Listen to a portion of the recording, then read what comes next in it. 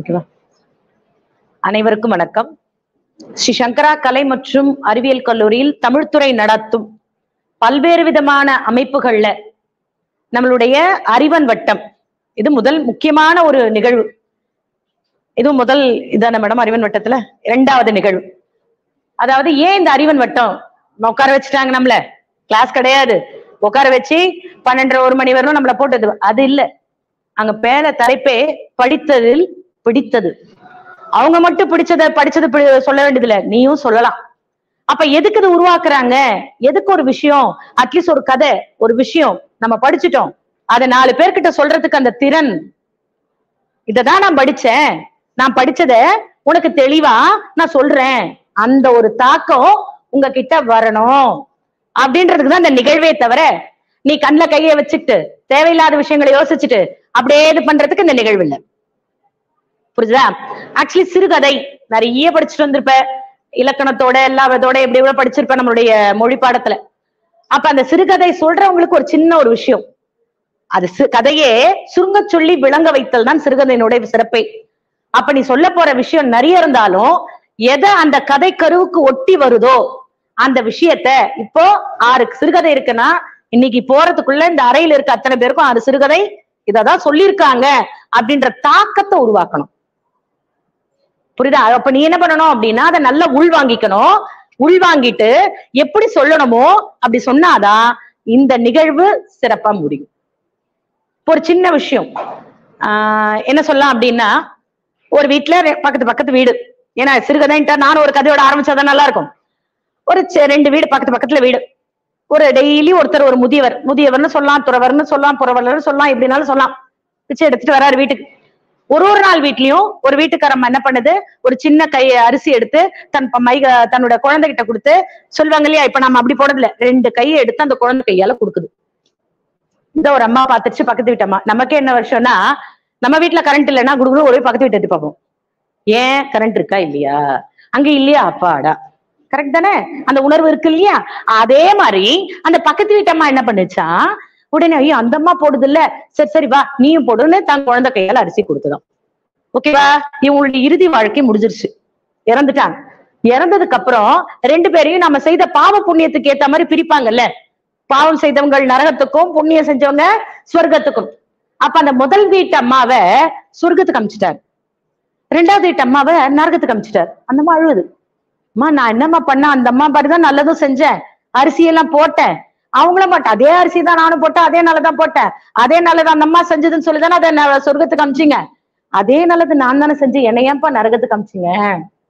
அப்ப சொல்வாரா யமதர்மர், மா நீயும் அரிசி போட்ட அவ்வளவு அரிசி போட்டா நிகழ்வு ஒண்ணுதான், ஆனா அந்த அம்மா என்ன நினைச்சதுன்னா, என் கையால போட்டா அந்த புண்ணியம் எனக்கு வரக்கூடாது, என் குழந்தை கையால போட்டா என் புண்ணியமும் சேர்த்து என் குழந்தைக்கு வரணும் அப்படின்னு நினைச்சு அந்த அம்மா போட்டுது. ஆனா நீ என்ன நினைச்ச தெரியுமா, என் கையில போட்டா நிறைய அரிசி வந்துரும், என் குழந்தை கையில போட்டா கொஞ்சமா அரிசி வந்துரும், அதனால அவன் குழந்தை கையில போட்ட ஒரே செயல் என்ன மாறுச்சு, அவ சொர்க்கத்துக்கு போனா நீ நரகத்துக்கு போனா, அதுதான் வாழ்க்கை, எண்ணம் போல் வாழ்க்கை. இதுதான் ஒரு கதையிலும் ஒரு சிறப்பம்சம் நமக்கு என்னென்ன உணர்த்துது, அதை நம்ம என்ன பயன்படுத்தணும். அதனாலதான் சிறுகதை வச்சிருக்காங்க. இது எதுக்கு நான் சொல்ல வரேன்னா, சொல்லக்கூடியவங்க அந்த கதையில உனக்கு என்ன புரியுது, புரிஞ்சு அது மாணவர்கள் கிட்ட நீ எப்படி அதை எடுத்து சொல்ற, அதுல இருந்து ஒரு நல்ல கருத்துக்கள், ஆங்கிலத்தை சொல்லுவாங்க மாரல், தமிழ்ல சொல்லும் போது ஒரு நீதி அதுல இருக்கும், அந்த மாதிரி சொல்லுவாங்கன்னு எதிர்பார்ப்போட உங்களுடைய கரகோஷத்தோட முதலாவது சொல்லக்கூடிய அவங்களை கூப்பிடலாமா? மு அனிதா, இளங்கலை தமிழ் 3ஆம் ஆண்டு, புதுமை பித்தனின் காஞ்சனை.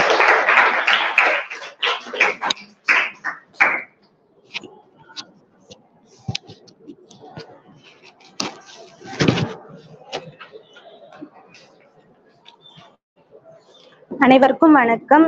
என் பேர் மு அனிதா. நான் இளங்கலை தமிழ் 3ஆம் ஆண்டு பயின்று வருகிறேன்.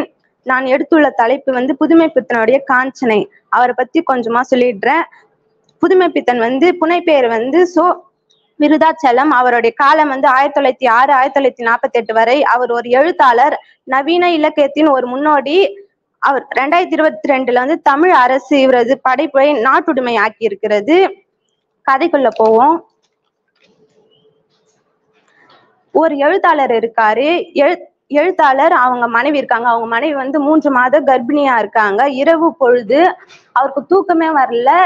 தூக்கம் வராம சரி ஏதாவது கதை எழுதலாம் அப்படின்னு சொல்லிட்டு லைட் போடுறாரு. லைட் போட்ட உடனே அவங்க மனைவி வந்து சிலும்புறாங்க. அதனால அவர் வந்து லைட் ஆஃப் பண்ணிட்டு ஜன்னல் ஓரமா போய் நிக்கிறாரு. அவருக்கு ஒரு மாதிரி பிணம் செத்து அழுகி போன வாசனை வருது.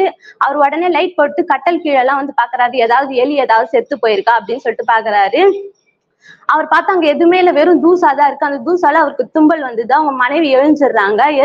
அவங்க எழுந்த உடனேயும் எதுக்கு இந்த மாதிரி பண்ணிட்டு இருக்கீங்க, இரவு டைம்ல தூங்கலாம்ல அப்படின்னு சொல்லிட்டு கேக்குறாங்க. எனக்கு ஒரு மாதிரியான வாசனை வருது, உனக்கு ஏதாவது வருதா அப்படின்னு சொல்லிட்டு கேக்குறாங்க. எனக்கு ஊதுவத்தி வாசனை தான் வருது, யாராவது ஏத்தி இருப்பாங்க அப்படின்னு சொல்லிட்டு சொல்லிடுறாங்க. ஊதுவத்தி வாசனை தான் வருது அப்படின்னு சொல்லிட்டு சொல்லிடுறாங்க. இவரு அதுக்கப்புறம் லைட் ஆஃப் பண்ணிட்டு போயிட்டு ஜன்னல் ஓரமா நிக்கிறாரு. அவருக்கு ஜில்லுன்னு காத்தடிக்குது. வவ்வால் வந்து அவர் கிராஸ் பண்ணி போகுது. அதுக்கப்புறம் கொஞ்ச நேரம் அப்படியே இருக்கிறாரு. அதுக்கப்புறம் போய் தூங்கிடுறாரு. காலையில லேட்டா தான் எழுந்துக்கிறாரு. அப்புறம் எழுந்து வந்து டீ, அவங்க மனைவி வந்து டீ எடுத்துட்டு வராங்க. இவர் நியூஸ் பேப்பர் எடுத்து வெளியில உட்காந்து படிச்சுட்டு இருக்காரு. அதுக்கப்புறம் படிச்சுட்டு இருக்காரு. அப்புறம் அம்மா தாயேன்னு ஒரு சவுண்டு இவர் கேட்டும் கேட்காத மாதிரி உட்காந்துன்னு இருக்காரு. ஆனா அவங்க மனைவி மட்டும் உள்ள இருந்து வந்து அவங்க கிட்ட பேச்சு கொடுக்குறாங்க. ஏன் உனக்கு கை கால்லாம் நல்லா தானே இருக்குது, நீ போய் எங்கேயாச்சும் 4 வீட்டுல வேலை செய்யலாம்ல, வேலை செஞ்சு சாப்பிடலாம்ல அப்படி சொல்றாங்க. அதுக்கப்புறம் அவங்க வந்து நானும் ஆமா செய்ய மாட்டேன், யாரும் வேலை தர மாட்டாங்க அப்படி சொல்றாங்க. அதுக்கப்புறம் நான் வேலை சாப்பாடு துணிலாம் தரேன், எங்க வீட்டுல வந்து இருக்கியா அப்படி சொல்லிட்டு கேக்குறாங்க. அந்த எழுத்தாளர் வந்து மனைவினா இருக்காரு. இவன் என்ன ரோட்ல போறவங்கள கூட்டு வந்து வீட்டுல வேலைக்கு வைக்கிறாளே அப்படி சொல்லிட்டு, அப்புறம் இந்த எழுத்தாளர் கிட்ட வந்து மனைவி கேக்குறாங்க, ஏங்க நான் இவங்களை 2 நாள் வீட்டுல வச்சுக்கவா அப்படி சொல்லிட்டு கேக்குறாங்க. அவருல என்ன ரோட்ல போறவங்களை வந்து கூட்டுன்னு வந்து வீட்டுல உட்கார வச்சுக்கிறியா அப்படி சொல்றாரு. ஆனா அவங்க சொல்றது கேட்காம அவங்க வீட்டுல கூட்டுன்னு போயிடுறாங்க. அதுக்கப்புறம் அந்த பிச்சைக்காரி கூட்டுன்னு போயிடுறாங்க. அந்த பிச்சைக்காரி வந்து வீட்டுக்குள்ள போகும்போது ஒரு குண்டுமணி அளவு அவ கால் வந்து கீழே வந்து தரையில படாம போயிட்டே இருக்கா. அப்புறம் இவருக்கு ஒரு மாதிரி ஆயிடுச்சு, அவருக்கு வேர்க்கலாம் ஆரம்பிச்சிருச்சு. அப்புறம் அவங்க மனைவி போய் ரொம்ப கண்டிக்கிறாரு, எதுக்கு இவ்வளவு வீட்டுல கூட்டுன்னு வந்த அப்படி சொல்லிட்டு. அதுக்கப்புறமேட்டுக்கு வந்து இவங்க மனைவி அதையும் கேட்காம அவளை வீட்டுல கூட்டுன்னு போறாங்க. சரி திருப்பியும் வந்து இந்த பிச்சைக்காரியை இவர் பாக்குறாரு. அப்ப அவர் நார்மலா நடந்து போயிட்டு அவரை பார்த்து ஒரு மாதிரியான சிரிப்பு சிரிக்கிறா. அதுக்கப்புறம் இவ போயிட்டு குளிச்சுட்டு வரும்போது ரொம்ப சுத்தம் பத்தமா இருக்கா, பிச்சைக்காரி மாதிரியே இல்லாம சுத்த பத்தமா இருக்கா. அப்படியே அந்த பொழுது முடியுது. அப்புறம் மாலை நேரத்துல வந்து கிச்சன்ல இவங்க மனைவியும் இந்த பிச்சைக்காரியும் உட்கார்ந்துட்டு இருக்காங்க. இவர் வந்து ஹால்ல உட்காந்துன்னு இருக்காரு. அங்க நிலக்கண்ணாடி ஒண்ணு இருக்கு. அந்த நிலக்கண்ணாடின்னு பார்த்தா கிச்சன்ல இருக்கிறவங்க தெரிவாங்க. உட்காந்துன்னு இந்த மனைவி கேக்குறா இந்த பிச்சைக்காரி கிட்ட, நீ எங்கெங்கெல்லாம் போயிருக்க, ஏதாவது கதை சொல்லலாம் அப்படி சொல்லிட்ட. அதுக்கு பிச்சைக்காரி வந்து, நான் காசி அறிந்துவாரெல்லாம் எல்லா இடத்துக்கும் போயிருக்கேன், அங்க இருந்து காசில நடந்த கதை சொல்றேன் அப்படி சொல்றா. பிச்சைக்காரி பேச ஆரம்பிக்கிறா. ஒரு அரசனுக்கு ஒரு ஆசானுக்கு வந்து ஒரு மகள் இருந்தாலும் அவ செம்ம அழகா இருப்பாளாம். அவளுக்கு நிறைய படிப்புலாம் அவன் வந்து இது பண்ணியிருக்கானா. ஆனா அந்த குருவுக்கு வந்து இந்த பொண்ணு மேல ஒரு ஆசையா. ஆனா அவளுக்கு வந்து மந்திரி பையன் மேல கட்டிக்கணும்னு ஒரு ஆசை இருந்துச்சான். இது தெரிஞ்ச குரு இந்த மாதிரி கதை போயிட்டே இருக்கு. இந்த எழுத்தாளருக்கு வந்து வேர்க்கலாம் ஆரம்பிக்குது, ஒரு மாதிரி உடம்பெல்லாம் ஜில்லுன்னு ஆயிடுறது, பயத்துக்குது. அதுக்கப்புறமேட்டுக்கு அவர் நிலக்கண்ணாடி ஒரு மாதிரியான பேய் சிரிப்பு சிரிக்கிறாங்க. அதுக்கப்புறம் நிலக்கண்ணாடியில பாக்குறாரு, பேய் உருவம் இருக்கு, அப்படியே செம்மையா சிரிக்குது, ஃபுல்லா ரத்தமா இருக்கு. கொஞ்சம் கொஞ்சமா அவர் பார்க்க அந்த பிச்சைக்காரி உருவமா வருது, அப்படியே மறைஞ்சது. அதுக்கப்புறம் அவர் வந்து அவரு புக்கு படிச்சுன்னு இருந்தார். அந்த கதையை தான் அவங்க இங்கிலீஷ் புக்கு படிச்சுட்டு இருப்பாரு. அந்த கதையை தான் அவன் வந்து சொல்லியிருப்பா. அதனாலதான் அவருக்கு அந்த மாதிரி எல்லாம் வேர்க்க ஆரம்பிச்சிருக்கும். அதுக்கப்புறம் இவர் உடனே கிச்சனுக்குள்ள போவாரு. அதுக்கு அவங்க மனைவி, இங்க பொண்ணுங்க தானே இருக்கோம், நீங்க எதுக்கு வரீங்க அப்படி சொல்லிட்டு அவங்கள அனுப்பிச்சுடுவாங்க. அதுக்கப்புறம் இந்த இப்படி போயிடும். அப்புறம் நைட்டு தூங்க போயிடுவாங்க. இந்த மனைவியும் எழுத்தாளரும் அவங்க மேல் வீட்டுல போய் படுத்துப்பாங்க. அவங்க கீழே அந்த பிச்சைக்காரி வந்து கீழே படுத்துட்டு இருப்பா.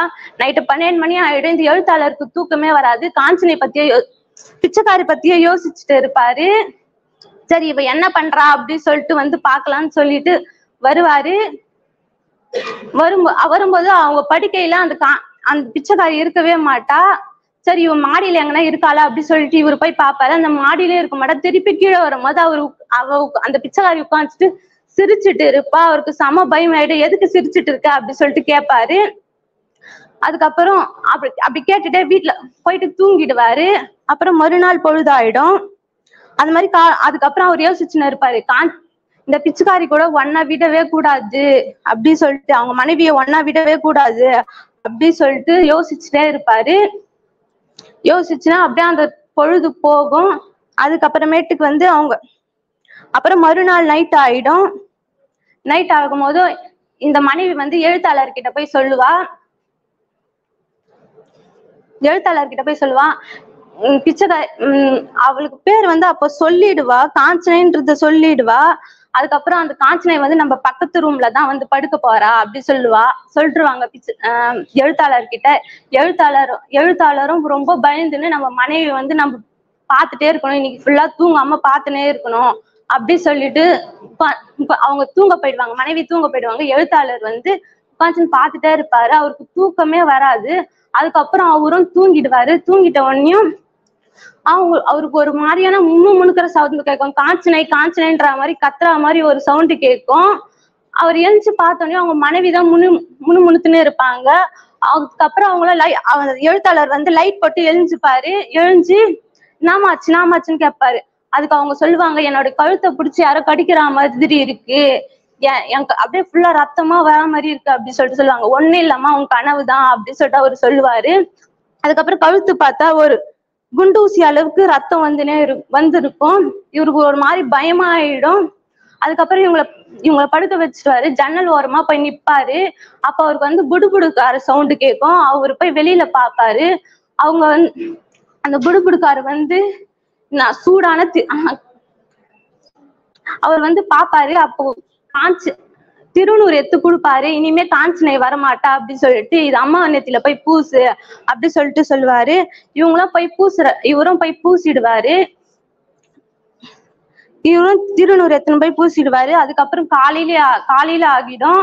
அப்புறம் ஒரு நாள் காலையில எதுவுமே நடக்காத மாதிரி இவர் வந்து உட்காந்து நியூஸ் பேப்பர் படிச்சுட்டு இருப்பாரு. அவங்க எப்பவும் போல டீ எடுத்து வந்து கூட்டி, இந்த ஆம்பளைங்களே இப்படிதான் அப்படி சொல்லிட்டு சொல்லுவாங்க. இந்த கதை முடிஞ்சிரும். அப்புறம் இது கனவா இல்ல இது நம்மளுடைய உணர்வா, அமானுஷ்யம்ன்றது ஒரு உணர்வா அப்படின்னு சொல்லிட்டு இவர் யோசிச்சுட்டே இருப்பாரு. நன்றி.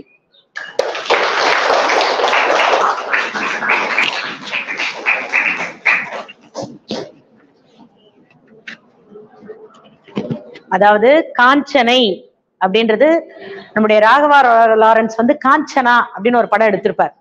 இதனுடைய தாக்கம் தான் அதனுடைய படம் அப்படின்ற சில வரிகளும் உண்டு. அதாவது நம்ம என்ன நினைப்போம்னா, 12 மணிக்கு மேல இல்ல, நைட் ஆனாவே சில பேருக்கு நம்ம நிழலே நம்ம பார்த்து பயந்துருவோம். ஆனால என்னன்னா, புதுமை பித்தன் யதார்த்தவாதி. இப்ப சாதாரணமா பேய்னா மனுஷங்க பயப்படுவாங்க, நம்ம நிழலை நாம பார்த்தா பயப்படுவோம்.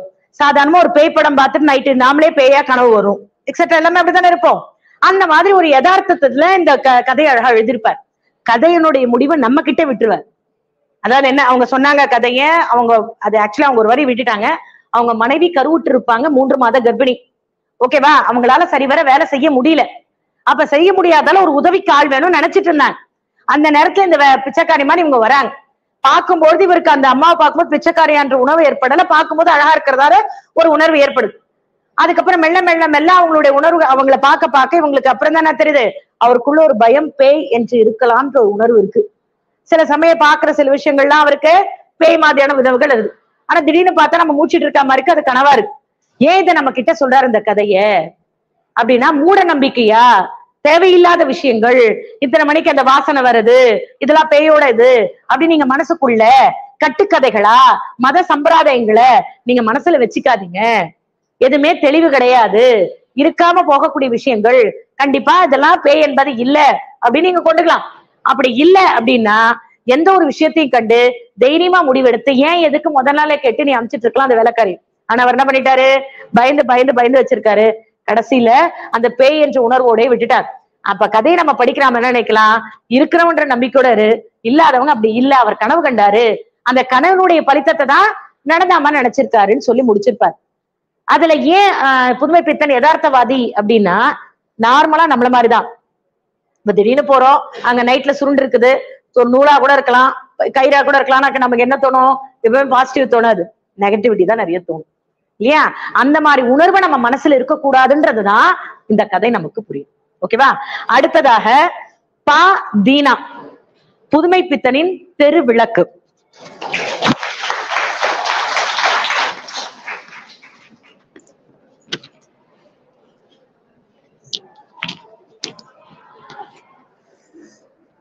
அனைவருக்கும் வணக்கம். என் பேர் பாதீனா, 3ஆம் ஆண்டு இளங்கலை படிக்கிறேன். நான் சொல்லப்போற தலைப்பு தெருவிளக்கு. அது எழுதியவர் புதுமை பித்தன்.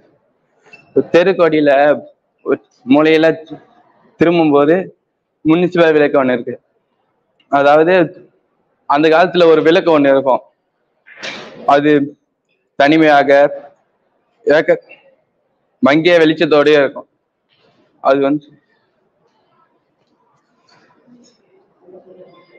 எளிமை முப்பு, சாக்காடு, மனிதருக்கு மட்டும் உரிமை இல்லை.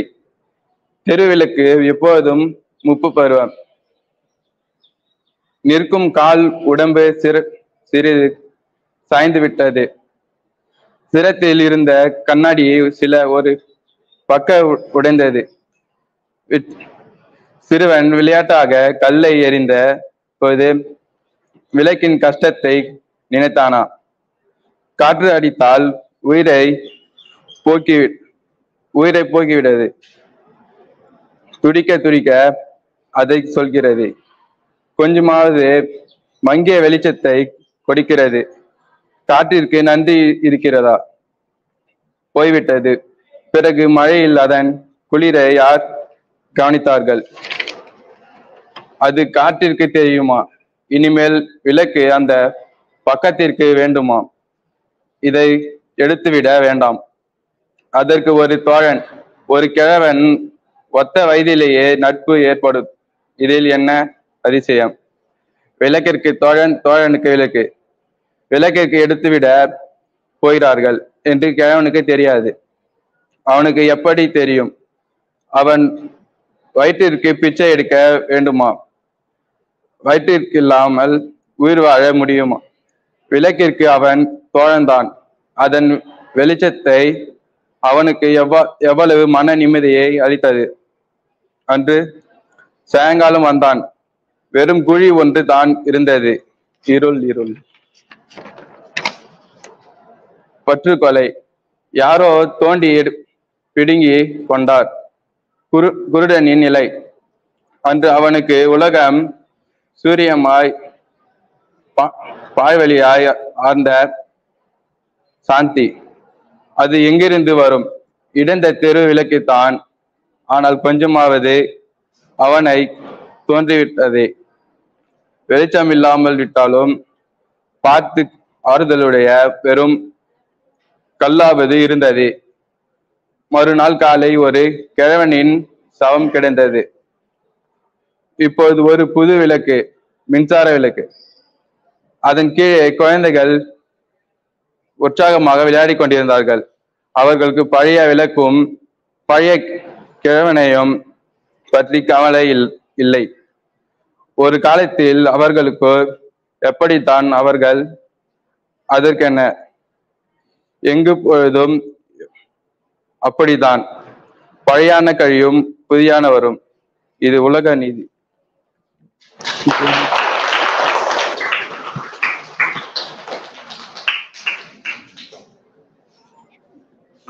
அதாவது தெரு விளக்கு, நம்ம ஸ்ட்ரீட்ல இருக்கக்கூடிய விளக்கு.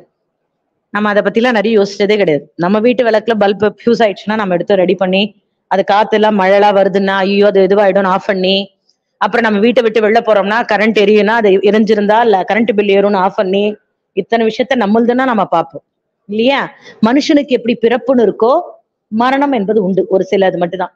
அதே மாதிரி ஒரு விஷயத்துக்கும் இறைவன் படைத்த படைப்புகள்ல அதுக்குன்னு உரிய காலகட்டம் வந்தோடனே அது இல்லாம போயிடும். அந்த தெருவிளக்கு அப்படின்னு பார்க்கும்போது எத்தனை பேர் அந்த தெருவிளக்குல பயனடைறாங்க. நிறைய நம்மளுடைய பழைய பேர்களை பாத்தீங்கன்னா தெருவிளக்குல படிச்சு நான் எவ்வளவு பெரிய உயர் பதவி அடைஞ்சிருக்கேன் அப்படின்றவங்களுக்கு அது பயனா இருக்கு. எதுவுமே வீடு இல்லாதவன், எதுவுமே இல்லாதவனுக்கு அந்த வெளிச்சம் அப்படின்றதும் தெருவிளக்கு தான். ஆனா இதுல என்ன ஆயிடுச்சுன்னா, ஒரு பையன் கல் எடுத்தான், அடிச்சான், அந்த விளக்கு உடைஞ்சு போயிடுச்சு. அப்ப அங்க என்ன ஆயிடுச்சு? இருட்டு. அங்க இருக்கக்கூடியவங்களுக்கு அந்த விளக்கு போயிடுச்சே, லைட் இல்லையே, அதுக்கு என்ன பண்ணும்? யாரோ யோசிச்சுப்போமா? நம்ம வீட்லயே, நம்ம வீடு தான் என்ன பண்ணுவோம்? என்ன பண்ணுவோம்? வேற விளக்க மாத்தும். இங்க என்ன இருக்கு? விளக்க மாத்துறதுக்கு அட்லீஸ்ட் நம்ம இருக்கக்கூடிய அந்த அதிகாரி கிட்ட சொல்லியாவது மாத்தணும். இது இல்லைங்க, ராத்திரியானா இருட்டா இருக்கு, இருட்டானா இத்தனை விஷயங்கள் இருக்கு, போறவங்களுக்கு வர்றவங்களுக்கு குழந்தை விளையாடுறாங்க, அது உடஞ்சது, அது எதுவா இருக்கும், சில்லுகள் இருக்கும், எதுவுமே யாருக்கு அவளை இல்லை. நாமளும் அப்படிதான் இருக்கும். ஏன்னா அது யாராவது பாத்துக்கிட்டோம், யாராவது செய்யட்டும், நமக்கு பத்தி அது என்ன கவலை? அந்த மாதிரி ஆயிடுச்சு. ஆனா அந்த அந்த வெளிச்சத்தோட நிழலதான் ஒரு வயசான பிச்சைக்காரன் பிச்சை எடுத்துட்டு அங்க நிப்பார். அங்க இருக்கிற பிச்சைக்கார உட்கார்ந்து இருக்கான்றது அந்த வெளிச்சம் இருந்தாதான் 4 பேருக்கு தெரியும். இருந்தாதான் அவங்க கையில ஏதாவது தட்டுல போடுவாங்க. அவருக்கு என்ன ஆயிடுச்சு? வாழ்க்கை முடிஞ்சிருச்சு. ஆனா அங்க எப்பவுமே என்ன பண்றாங்க? குழந்தைகள்லாம் விளையாடிட்டே இருக்காங்க. அடுத்த நாள் காலையில பாக்குறாங்க, அந்த விளக்கு உடைஞ்சிருச்சு, எங்க வெளிச்சம் இல்ல. அந்த பிச்சைக்காரன் தன்னுடைய வாழ்க்கையினுடைய எப்படி விளக்குக்கு இறுதி காலமோ அந்த பிச்சைக்காரன் இறந்து போயிட்டான்.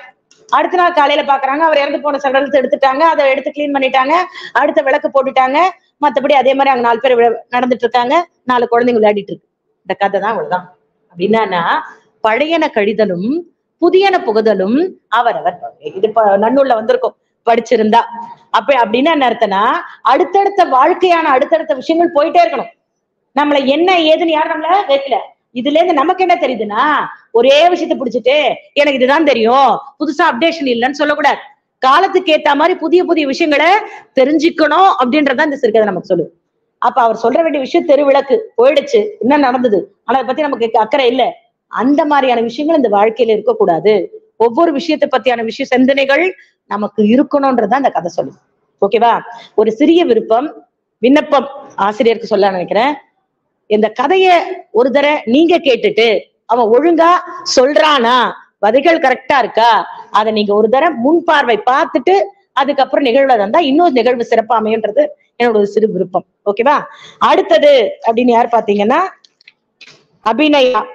மௌனியின் ஏன். அந்த ஏன் அப்படின்ற ஒரு கேள்விக்கு நிறைய மீனிங் சொல்லலாம். ஏன் இப்படி இருக்க, ஏன் இப்படி வர, நீ ஏன் இப்படி இருக்க, ஏன் இப்படி நடந்தது, ஏன் அந்த கேள்வி கேட்கப்படாத இடமே இல்ல. நான் என்ன பண்ணேன், ஏன் நீ என்ன கேள்வி கேட்கிற, நீ கேட்கலாம். நீ ஏன்டா இப்படியே இருக்க, நீ ஏன்டா எப்படிடா மாறுற கேட்கலாம். நீ இப்படியேதான் இருப்பியா, முன்னெல்லாம் ஒண்ணுமே பண்ண முடியாத, ஏன் நான் என்ன செய்யணும்னு நினைக்கிறேன். இந்த ஏனுக்கு எவ்வளவு மீனிங் இருக்கு இல்லையா? இப்ப இந்த ஏன் மௌனி வழியா எப்படி வருதுன்றத நம்ம பார்ப்போம். வாமா.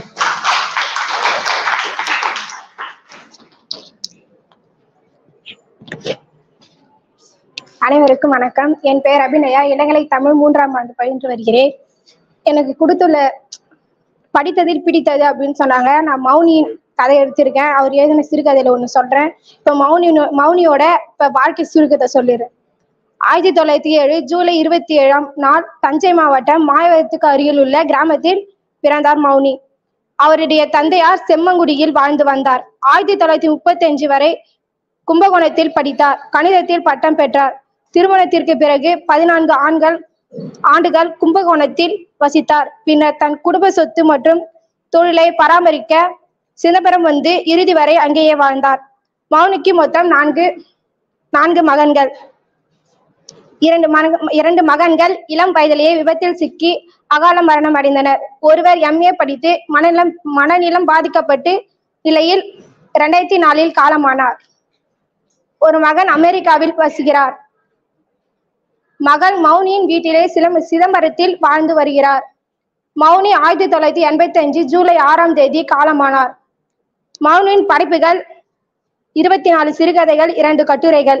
காலசுவடு பதிப்பகம் 2010 மௌனியின் ஒரு தொகுப்பாக உருவாக்கியது. சிறுகதையின் திருமூலர் என்று அழைக்கப்படுபவர் மௌனி. மௌனியின் படைப்புகள் 24. அது சொல்றேன், நோட் பண்ணி தஞ்சா பண்ணி. பிரபஞ்ச சாகனம், ஏன், காதல் சாலை, குடும்பத்தோர், சுந்தரி, அழியாசுடர், கொஞ்ச தூரம், மாறுதல், நினைவு சூழல், மிஸ்கோ, சிகிச்சை, மாறுதல், எங்கிருந்தோ வந்தவன், இந்நேரம், மாறாட்டம், நினைவு சுவடு, மனக்கோலம், சாவில் பிறந்த, திருஷ்டி, குடைநிழல், மனக்கோட்டை, உறவு, பந்தம், பாசம், அத்துவானவெளி, தவறு. 24 சிறுகதைகள் இவர்தான். அதுல ஒரு கதை தான் ஏன். அந்த கதை இப்ப சொல்ல. ஏன் கதாபாத்திரம் 2 கதாபாத்திரங்கள் தான் இருக்கு. அதுல ஒண்ணு வந்து மாதவன், இன்னொன்னு வந்து சுசீலா. மாதவனுக்கு வயது வந்து 16, சுசீலாவுக்கு வயது 13. அந்த சுசீலான்ற வந்து அவளுடைய கண்ணு வந்து மத்தவங்களை பார்க்கறதுக்கு ஒரு சங்கடப்படுத்துற மாதிரி இருக்கும் அவளுடைய கண்ணு. அவளுடைய கருவிழிகள் ரெண்டுமே மிகவும் கருப்பாக இருக்கும். அவளுடைய புருவங்கள் வந்து கருமை நிறமாகவும் இருக்கும், வில் போன்று வளைந்து அதுவே ஏன் என்ற கேள்வியை எழுப்பும்னு சொல்றாங்க. ஆனா அந்த மாதவன் வந்து அவன் வந்து மிராசுதாரருடைய பையன். அவன் வந்து நல்லா சிவப்பு நிறமாகவும் நல்ல அழகான தோட்டத்தையுடையவனா இருப்பாங்க. இவங்க ரெண்டு இப்ப மாதவன் வந்து என்ன பண்ணுவான்னா, அவன் துருன்னு இருப்பான், எல்லாருக்கூடயும் நல்லா பேசி பழகுவான், அவனோட நல்லா இருப்பான். அவன் வந்து 8ஆம் வகுப்பு அவன் வந்து 10ஆம் வகுப்பு படிச்சுன்னு வந்தான் ஸ்கூல்ல. சுசீலாவும் மாதவனும் ஒரே ஸ்கூல்ல தான் படிச்சுன்னு வந்தாங்க. ஆனா சுசீலாவை நிறைய வாட்டி பார்த்திருக்கான். அவன் மேல எந்த ஒரு எண்ணமும் ஏற்பட்டது கிடையாது, எதுவுமே பேசினதும் கிடையாது. சரின்ட்டு அப்படியே அவன் காலம் கழிச்சுட்டே இருக்கு. ஒரு நாள் என்ன பண்றான், மாதவன் வந்து அந்த அவங்க வீட்டு மாடி இருக்கும், அவங்க வீட்டுல மாடி மேல ஏறி நின்று சுசீலா வீடு எதிர் வீடு. சுசீலா என்ன பண்ணிருக்கா, அங்க வந்து அந்த திண்ணையில நின்றுகிட்டு வேடிக்கை பார்த்துட்டு இருக்கா. அப்பதான் அந்த மாதவனுக்கு வந்து சுசீலா சும்மா பாக்குறான். சுசீலாவும் பார்த்துட்டு சும்மா அவங்க வீட்டுக்குள்ள அவங்க அம்மா சுசின்னு கூப்பிடுறாங்கட்டு வீட்டுக்கு போயிட்டு அந்த இது அப்படியே முடிஞ்சிருது. ஒரு நாள் என்ன பண்றாங்கன்னா, அந்த ஸ்கூலுக்கு மாதவனும் சுசீலாவும் 2 பேரும் ஸ்கூலுக்கு போறாங்க. சுசீலா வந்து முன்னாடி போறா, மாதவன் வந்து பின்னாடி போயிட்டு இருக்கான். அப்பதான் அவனுக்கு தோணுது, சுசீலாவே கொஞ்சம் தூரத்துல அவன் சுசீலாவுக்கு நெருக்கமா இல்லை அப்படின்ட்டு அவன் மனசுல இருக்கு. சுசீலா கிட்ட பின்னாடியே சுசின்னு கூப்பிட்டுட்டு பின்னாடியே போயின்னு இருக்கான். அப்ப வந்து நான் எப்பவுமே நான் உன் கூடயே இருப்பேன் சுசி அப்படின்னு சொல்றான். அதுக்கு வந்து மாதவன் சுசி என்ன சொல்றான்னா, ஏன் அப்படின்னு கேக்குறா. ஏன்னா யாருமே இது வரைக்கும் மாதவனை ஏன் கேட்டது கிடையாது. ஏன்னா அவன் வந்து மிராசுதாரருடைய மகன்றதுக்காக அதை எது சொன்னாலும் கரெக்டு அப்படின்னு சொல்லிதான் அவனை பேசுவாங்க. சரின்ட்டு மாதவன் என்ன பண்ணிட்டான், அந்த இடத்துல இருந்து பேசிட்டு வெளியே வந்துட்டான். வெளியே வந்ததுக்கு அப்புறம் அவன் எப்பயும் போல அவங்க வீட்டுல எல்லாருக்கிட்டே நல்லா சகஜமா இருக்கான், பேசுறான். சுசீலாவும் அதே மாதிரி அவங்க வீட்டுல எந்த எண்ணத்தும் இல்லாம நல்லா இருக்கா. ஒரு நாள் என்ன பண்றாங்க, 8வது படிச்சுட்டு இருக்கா சுசீலா வந்து 8ஆம் வகுப்பு படிச்சிருக்கா. அப்ப வந்து விடுமுறை விடுறாங்க. விடுமுறையில வந்து அவங்க அப்பா அவங்க என்ன பண்றாங்க, சுசீலாவுக்கு திருமணம் செய்து வச்சிடறாங்க. மாதவனும் 10ஆம் வகுப்பு முடிச்சுட்டு அவங்க மாமா வீட்டுக்கு வந்து விடுமுறைக்காக போயிருக்கான். அப்போ வந்து சுசீலாவுக்கு திருமணம் நடந்திருக்கு. அது மாதிரி எந்த ஒரு தகவலும் அவனுக்கு தெரியாது. சரின்ட்டு இவன் வந்து அவன் கணவன் வீட்டுக்கு போயிட்டு 1 வருஷம் கழிச்சு வரா. அப்ப வந்து சுசீலாவுக்கு வந்து ஒரு வயது குழந்தை இருக்கு. மாதவன் என்ன பண்றான், அங்க இருந்து வந்துட்டான், அவங்க மாமன் வீட்டுல இருந்து வந்து இங்க இருக்கான். எதாச்சியா மாடி மேல ஏறி நின்று அப்ப எப்படி இருந்தானோ அதே மாதிரி நின்று பாக்குறான். ஆனா அப்ப கூட அந்த அவங்க வீடு எதிர் வீடு சுசீலா வீடு அவன் பாக்குறான். அப்ப கூட அந்த எண்ணம் வரல அவனுக்கு. சரின்ட்டு மறுநாளும் அதே மாதிரி நின்று பாக்குறான். அப்ப வந்து சுசீலா அந்த 1 வயசு குழந்தைய வச்சுட்டு போற வண்டிகளை வேடிக்கை காமிச்சிட்டு இருக்கா. அப்ப வந்து இவனுக்கு பார்த்த உடனே அப்படியே ஒரு கஷ்டமா வச்சு, அவனுக்கு இனம் புரியாத ஒரு கஷ்டமா இருக்கு மனசு ஃபுல்லா. சரின்ட்டு அவனுக்கு வந்து அதை நினைச்சியா என்னன்னு தெரியல, அவனுக்கு ரொம்ப உடல்நிலை சரியில்லாம போச்சு. அவன் வந்து யாருக்கிட்டயும் பேசாம தனிமையிலேயே இருந்தான். அப்புறமேட்டு அவங்க மூளைக்கு வந்து மூளை காய்ச்சல் அப்படின்னு ஏற்பட்டுச்சு. ஏற்பட்டு ரொம்ப உடல்நிலை சரியில்லாம அப்படியே இருந்தான். மனசுல அவனுக்கு நிறைய எண்ணங்கள் ஓடுது, என்ன ஏன் அப்படின்னு சொல்லிட்டு எண்ணம் ஓடுது. ஆனா சுசீலா வந்து இவளை விரும்பினாளா அப்படின்னு எதுவுமே தெரியாது, இவனும் அவனை விரும்பினானா தெரியல. ஆனா அவனுக்கு அவனை பார்த்த உடனே மனசுல ஏன் அப்படின்ற ஒரு எண்ணம் இது பண்ணுது. கல்லூரி 10வது படிச்சுட்டு கலாசாலை என்ற ஒரு பள்ளியில 2 வருஷம் படிக்கிறதுக்கு போறான். அப்ப வந்து 2 வருஷம் படிக்கிறதுக்கு போறான். சுசீலா என்ன மாதவன் வந்து 2 வருஷம் படிக்கிறதுக்கு போறான். அதுக்குள்ள இவனுக்கு போறதுக்கு 13 நாட்கள் தான் இருக்கு. சுசீலா வந்து அவனுக்கு கணவன் வீட்டுக்கு போறதுக்கு மாதவன் போறதுக்கு 10 நாள் இருக்கு. சுசீலா போறதுக்கு 13 நாட்கள் தான் இருக்கு. சரி இருக்கு. அதுக்குள்ள இவனுக்கு 10 நாளைக்கு போறதுக்கு முன்னாடியே உடல்நிலை சரியில்லாம போச்சு. ஒரு நாள் இப்ப கல்லூரிக்கு போறதுக்கு ஒரு நாள் முன்னாடியே இவன் இறந்துட்டான், மாதவன் இறந்துட்டான். அவங்க வீட்டுல அவங்க அம்மா அப்பா எல்லாம் அவனுடைய நினைவுகளை சொல்லி அழுதுட்டு இருக்காங்க. சரி இறுதி ஊர்வலமா வீதியில எடுத்துட்டு வராங்க. சுசீலா அங்க நின்று பார்த்துட்டு அவங்க வீட்டு திண்ணையில அதே மாதிரி அவங்க வீட்டு திண்ணையில நின்று பார்த்துட்டு இருக்கான். அந்த மாதவனுடைய இறுதி ஊர்வலத்தை பார்க்கும்பொழுது சுசீலா வந்து 2 சொட்டு கண்ணீர் விட்டு அழுதுட்டு அவங்க அம்மா கூப்பிடுறாங்க. அதே மாதிரி அவன் உள்ள போயிடுறான். அப்புறமேட்டு அவங்க இப்ப வந்து சுசிலா அந்த மாதன் வந்து நல்லா படிக்கிற பையன், எதனால அந்த அட்மிஷன் அது மாதிரி போடுவாங்களா, அப்போ அவங்க சொல்றாங்க இந்த பையன் அப்பயும் நல்லா படிப்பானே ஏன் இவ்வளவு நாளா வரல அப்படின்னு சொல்லிட்டு அவங்க கல்லூரியிலயோ இது கேட்டுட்டு இருக்காங்க. இந்த கதை அப்படியே கேட்டுட்டு இருக்காங்க. அப்படியே கேட்டுட்டு இந்த கதையை அப்படின்ட்டு வந்து எழுத்தாளர் மௌனி வந்து இந்த கதையை அப்படியே முடிக்கிறாரு. என் நண்பன் இறந்து விட்டான் அப்படின்னு சொல்லிட்டு ஒரு வாக்கியம் சொல்லி அந்த கதையை முடிச்சிட்டாரு. ஆனா இப்ப எதனால அவன் செத்தான் அப்படின்னு இறந்துட்டான் அப்படின்ட்டு தெரியல. ஒருவேளை இவன் வந்து ஏன் அழுதானோ தெரியல. அது மாதிரி சொல்லி இந்த கதையை அப்படியே முடி.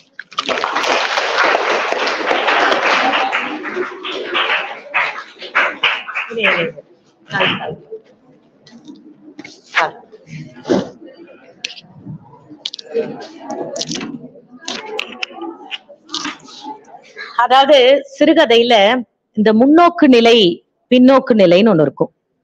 நடந்துட்டுறத அப்படியே சொல்லிடுறது, பின்னாடி நடந்து முடிஞ்ச விஷயத்த அசை போட்டு நமக்கு இந்த சினிமா எல்லாம் அப்படி பாத்தீங்கன்னா இந்த சுருள் அப்படியே பிளாஷ்பேக் பாத்திருக்கியா? பழைய கால சினிமா எல்லாம் என்னாகும், அப்படியே அந்த கொசுவத்தி சுருளை வச்சு அப்படியே பிளாஷ்பேக் ஒண்ணு போகும். கதை உங்களுக்கு புரிஞ்சிருக்குன்னு நினைக்கிறேன். அவங்களுடைய அன்பு வாழ்க்கை அது இறுதியான அழகான ஒரு இல்லற வாழ்க்கைய அமையல. திடீர்னு ஒரு சில மாற்றங்களால அந்த இல்லற வாழ்க்கை இல்லாம போயிடுச்சு. ஆனாலும் கடைசியில அது துயரமா இறந்து போயிட்டாரு. இறந்து போனவங்களை பார்த்துட்டு அழறாங்க. ஏன் அழறாங்க? ஏன் அப்படின்னா, என்ன ஒரு விஷயமா இருந்தாலும் இப்போ நீ நண்பரா இருக்க, ஓகேவா, ஒரு சில சமயத்துல பகைவன் ஆயிட்ட, ஃப்ரெண்டா இன்னும் எனிமி ஆயிட்டான்னு வச்சுக்கோ. ஏன் ஆனா உனக்கு ஒரு கஷ்டம்னா நம்ம மனசுல ஒரு துணர்ச்சா, ஏன் உனக்கு நடந்துருக்கூடாது, அது பண்ணிருக்க கூடாது, அந்த மாதிரி இது ஒரு வாழ்மான அன்பான உணர்வு.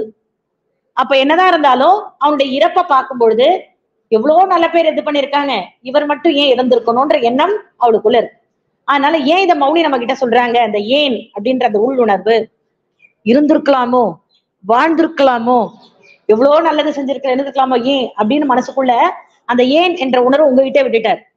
அப்ப என்ன சொல்றாருன்னா, சில விஷயங்கள், அது அப்பா அம்மாவா இருக்கட்டும், கூட பிறந்த அண்ணன் தம்பியா இருக்கட்டும், எனக்கு பிடிக்கல அதனால நான் பேசல, நான் இனிமே பேச மாட்டேன், நான் இனிமே செய்ய மாட்டேன். வாழ்க்கையை பத்தின இவ்வளவுதான். வாழ்ந்து முடிக்கிறதுக்குள்ளேயே நம்ம இன்னைக்கு இருக்கிறோம், அடுத்த நாள் இருப்போமா நமக்கு தெரியாது.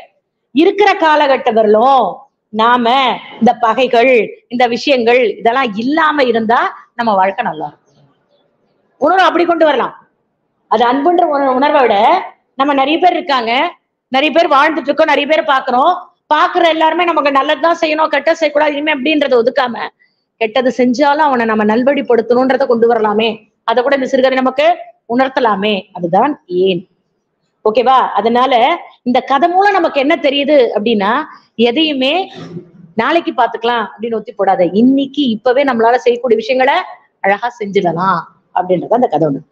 அடுத்தது பாத்தீங்கன்னா அண்ணாதுரை, நம்மளுடைய செவ்வாழை, நிறைய படிச்சிருப்பேன், உங்களுக்கு பாடத்துல கதைகளா கூட வந்திருக்கும். அண்ணாதுரை அவரோட சொல்லும் பொழுது சொல்லுவாங்க இல்லையா, நம்முடைய அப்துல் கலாம், பிறப்பு ஒரு நிகழ்வாக இருக்கலாம், இறப்பு ஒரு சம்பவமாக இருக்கணும், அதுக்கு எடுத்துக்காட்டாக இருந்தவர் அண்ணாதுரை. 1969 அவர் பிறந்த போது அண்ணாதுரைன்னு ஒருத்தர் இருந்தாரா காஞ்சிபுரத்துல, நிறைய விஷயங்கள் படிச்சிருப்பார். அவர் இறந்த இறப்புக்கு அப்பவே 1969 1 கோடி பேர் வந்தாங்களாம். ஓகேவா? கின்ன சாதனையில பதிக்கப்பட்ட ஒரு சம்பவம் அவருடைய இறப்பு ஊர்வலம். இன்னைக்கும் அது ஒரு சாதனை. அதுதான் அப்துல் கலாம் சொன்னது, இந்த நிகழ்வு CN அண்ணாதுரையோட இந்த நிகழ்வோட ஒத்து போதுப்பார். அப்ப அந்த ஒரு கதையிலே அவர் எப்படி வாழ்ந்திருக்காரு, எப்படி நடந்திருக்காரு, அரசியல்வாதியா இருந்திருக்காரு, நிறைய விஷயங்கள் இது பண்ணிருக்காரு, நம்முடைய பச்சையப்பன் கல்லூரியில தான் அவர் படிச்சிருக்காரு, எவ்வளோ விஷயங்கள் அவருடைய வாழ்க்கை. ஏன்னா நாம அவர் இருந்திருக்கக்கூடிய பதில நாம இன்னைக்கு இருக்கோம் இல்லையா, அதுவே நமக்கு ஒரு சிறப்பு. அதுலயும் அந்த செவ்வாழை அப்படின்னும் போது, இல்லாதவனுக்கு, வறுமை அப்படின்றவனுக்கு என்ன ஒரு விஷயம் கூட நம்ம நினைப்போம் இல்லையா, நம்ம வீட்டுல நானும் ஒரே வீட்டுலதான் இருக்கோம், அவளும் ஒரே வீட்டுலதான் இருக்காங்க, எனக்கும் நானும் அதே நல்ல விஷயம் தான் செய்யறேன், அதே நல்ல விஷயம் அவ்வளவுதான் செய்யறா, ஆனா அவளுக்கு எல்லாமே நல்லதான் நடக்குது. நமக்கு நினைச்சு நடக்கும்னு நினைச்சா கூட கனவுல கூட நல்லது நடக்கல, மூச்சிருந்தா இல்ல என்னது, கனவுல கூட நல்லது நடக்கல. அப்படி என்னப்பா ஆண்டவன் சொல்லுவாங்களே, நம்ம பிறக்கும் போது பிரம்மன் நம்ம தலையில எழுதி வச்சுட்டான் அப்படின்னு, அந்த மாதிரி ஒரு கதை தான் அந்த செவ்வாழை. பாக்குறதுக்கு ஒரு வாழைப்பழம் 20 ரூபா கொடுத்தா வாங்கிடும், 20 ரூபா கொடுத்தா வாங்குறதுக்கு நம்ம கிட்ட இருக்கு, ஆனா இல்லாதவனுக்கு அது எப்படி அப்படின்ற அந்த யதார்த்தத்தை அழகா செவ்வாழைல சொல்லியிருப்பாங்க. சொல்ல வராங்க யாரு, திவ்யா, இளங்கலை தமிழ் 3ஆம் ஆண்டு.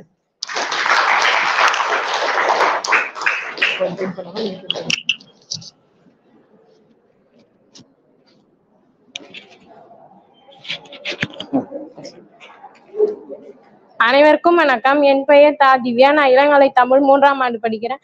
மேம் சொன்னாங்க அறிஞர் அண்ணாவை பத்தி. அதே கருத்து தான் நானும் சொல்ல போறேன். அவருடைய ஒரு அறிமுகம் வந்து பார்க்கலாம். அவர் பிறந்த பெயர் வந்து காஞ்சிவரன் நடராஜன் அப்படின்னு சொல்றாங்க. பிறந்த தேதி வந்து 15 செப்டம்பர் 1909. இவர் எங்க பிறக்கிறாருன்னா சென்னை மாகாணத்துல பிறக்கிறார். இவருடைய முந்தைய பொறுப்பு பாத்தீங்கன்னா தமிழக முதல்வர். எப்ப முதல்வரா இருந்திருக்காருன்னா 1969.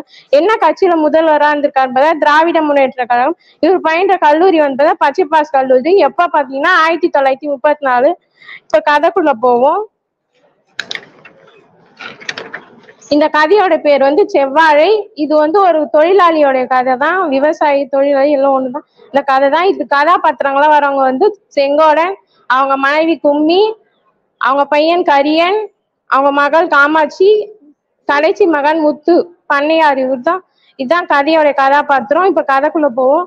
அவரு விவசாய குடும்பத்தை சார்ந்ததுனால அவங்க வீட்டு பின்னாடி வந்து ஒரு செவ்வாழை கண்ணு நடறாரு. அது எவ்வளவு அவருடைய 4வது குழந்தையா வந்து அதை பத்திரப்படுத்தி வளர்த்துட்டு வர்றாரு. அப்படி வளர்த்துட்டு பண்ணையார் வீட்டுக்கு வேலைக்கு போயிட்டு வரும்போது அதை பார்த்துட்டு எவ்வளவு நேரம் ஆனாலும் அதை பார்த்துட்டு வந்துதான் அவரு நைட்டு தூங்குவாரு. ஏன்னா தண்ணீர்லாம் பாஞ்சிருக்கா அப்படின்றதுலாம் அவர் வந்து பார்த்துட்டு படுப்பாரு. இப்படி டெய்லியும் வேலைக்கு போயிட்டு வரும்போது இதுவும் குழந்தைங்களுக்கு வந்து அவரு அந்த கண்ணு இருக்கிறவனுக்கு நம்மளால பணக்காரன் நான் வேணா வாங்கி தர முடியும், நம்ம ஒரு விவசாய குடும்பத்தை சார்ந்தவர் நம்மளால நான் வாங்கி தர முடியும், இதையாச்சும் நம்ம குழந்தைகளுக்கு கொடுப்போம் அப்படின்றதுதான் அவருடைய எண்ணம். அப்படி வளர்த்துட்டு வரும்போது அதுவும் ஒரு குறிப்பிட்ட ஸ்டேஜில் வந்து வளர்ந்து அறுக்கிற ஸ்டேஜில் பணியார் வீட்டுலதான் செங்கோட வேலை செய்யறான். அப்படி வேலை செய்யும் போது அவங்க மருமக முத்துலட்சுமிக்கு வந்து பிறந்த நாள் வருது. அது கோயிலுக்கு அர்ச்சனை பண்றதுக்கு அந்த பட்டியல் போடும் போது கணக்கு பிள்ளை சொல்லுவாரு. அவர் யாருன்னா அவரு வீட்டுல கணக்கு வழக்கு பாக்குறவரு. அவர் பேர் வந்து சுந்தரம். அவர் சொல்லுவாரு. அப்படி சொல்லும் போது பட்டியல் போடுவாங்க. எல்லா பொருளும் எழுதும் போது செவ்வாழைன்னு எழுதுவாங்க. அது கடையில இருக்காது, கடையில இருந்தாலும் அது நல்லா இருக்காது அப்படின்னு சொல்லுவாரு. அப்போ கணக்கு பிள்ளை சொல்லுவாரு, செங்கோட வீட்டுல வந்து செவ்வாழை வளருது அப்படின்னு சொன்னோடனே பண்ணையார் போய் அதை வாங்கிட்டு வா அப்படின்னு சொல்லுவாரு. செங்கோடன் கணக்கு பிள்ளையும் வருவாரு. வந்து செங்கோடன் கேட்கும்போது அவனுக்கு ஒரே அதிர்ச்சியா இருக்கும். அதிர்ச்சியா இருக்கும்போது ஒன்னும் சொல்ல மாட்டான். கம்முன்னு போய் அட்டை எடுத்துன்னு வந்து குடுத்துருவான். அவன் மனசுல நேரத்துல நம்ம ஒரு உப்பு சாப்பிட்டவராச்சே, அவருக்கு நம்ம கேட்டு இல்லைன்னு சொல்ல, அவரு இருக்கிற பணத்துக்கு எங்க வேணா போய் வாங்கலாம், அவரு நம்ம கேட்டா கொடுப்பான்னு எண்ணத்துல வந்தாரு. அவருக்கு நம்ம துரோகம் செய்யக்கூடாதுன்னு அறுத்து கொடுத்துருவான். கொடுத்துட்டு வீட்டுக்கே வர மாட்டான், வெளியே போயிடுவான். நைட்டு தூங்கணுன்னேதான் பசங்களாம் தூங்கணுன்னேதான் வீட்டுக்கு வருவான். வந்து பார்த்தா குழந்தைங்கெல்லாம் அழுது அந்த ஏக்கம் வந்து அவங்க குழந்தைங்களோட மூஞ்சில இருக்கும். அப்படி இருக்கும்போது இப்படியே கொஞ்ச நாள் போகுது. வாழைப்பழத்தையும் மறந்துடுறாங்க குழந்தைங்க. அப்படி போயிட்டு இருக்கும்போது அவங்க பக்கத்து வீட்டுல கடைக்கு போவாங்க. கடைக்கு போனோம் செங்கோட கரியன் வந்து கடைக்கு போவான். அப்படி கடைக்கு போகும்போது அந்த செவ்வாழை கண்ணு அந்த கடையில தொங்கின்னு இருக்கும். அப்படி தொங்கிட்டு இருக்கும்போது கடைக்கு போனோம், இது நம்ம வீட்டு வாழைப்பழமாச்சு அப்படின்னு தோணும். கணக்குல என்ன பண்ணிருப்பாருன்னா அர்ச்சனைக்கு மட்டும் தேவையானது எடுத்துன்னு மிச்சத்தெல்லாம் கடையில குத்துட்டு இருப்பாரு. அப்போ போகும்போது இது நம்ம வாங்கி சாப்பிடணுமே அப்படின்ட்டு அவனுக்கு கரியனுக்கு வந்து எண்ணம் வரும். ஆனா காசு இல்லாதனால அந்த சோகத்திலேயே திரும்பி வருமா. திரும்பி வரும்போது அவங்க பக்கத்து வீட்டு பார்வதி பாட்டி வந்து இறந்துடுவாங்க. அப்போ அவங்க அப்பாண்ட கேட்பாங்க, இது மாதிரி மரம் வேணும் அப்படின்னு கேட்கும்போது அவங்க அப்பாவும் அதை வெட்டி எடுத்துன்னு வந்து குத்துருவாரு. அந்த பையனுக்கு அது வாங்குற காசு கையில இருக்காது. அதனால சோகத்துல வரும்போதுதான் இந்த செய்தி வரும். அவங்க அப்பாண்ட போய் சொன்னோடனே அவங்க அப்பா வெட்டி குத்துருவாரு. அப்படி கொடுக்கும்போது அவன் எல்லாராண்டியும் பெருமையா சொல்லுவான், பக்கத்து வீடு எதிர் வீடு எல்லாராண்டியும் இது மாதிரி எங்க வீட்டுல ஒரு கண்ணு வளர்ந்தது, அது பண்ணையாருக்கும் வரத்தை வந்து இந்த பாட்டியோட இறுதி ஊர்வலுக்கும் குத்துட்டோம் அப்படின்னு சொல்லும் போது செங்காடனுக்கு வந்து கொஞ்சம் பெருமையா இருக்கும். நம்ம ஒரு வறுமை குடும்பத்தை சார்ந்தவன், நம்மளாலேயே பிறருக்கு உதவ முடியும் அப்படின்றது தான் இந்த கதையோட கருத்து. இதுல என்னுடைய கருத்து என்னன்னா, தான் உழைக்கிறான், அவனுக்கான முதலாளிக்கு எவ்வளவு விசுவாசமா இருக்கிறான்றதுக்கு இந்த கதை வந்து ஒரு எடுத்துக்காட்டா அமைஞ்சிருக்கு. இவர் எப்ப இறப்பாருன்னு பாத்தீங்கன்னா பிப்ரவரி 3ஆம் தேதி 1969 இறப்பாரு. இவருக்கு புகையில வெல்லும் பழக்கம் வந்து இருக்கு. அதனால இவர் புற்றுநோயால பாதிக்கப்பட்டு இறந்துருவாரு. நன்றி.